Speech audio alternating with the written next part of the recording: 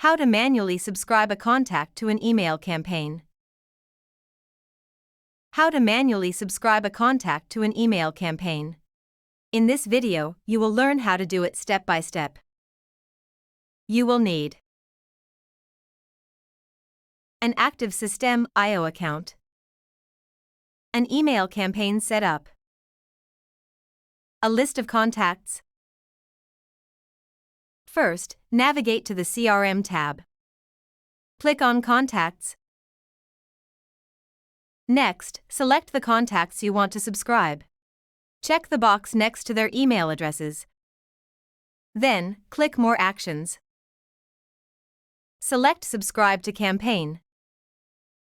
Choose the campaign you want.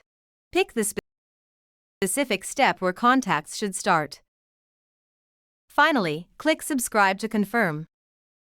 If you want to remove contacts from a campaign, select Unsubscribe from Campaign from the drop-down menu. Did this answer your question? We built a digital business to create ongoing income. This lets us follow our dreams and live our ideal life. If you want to start your own digital business, visit newbeginning.com.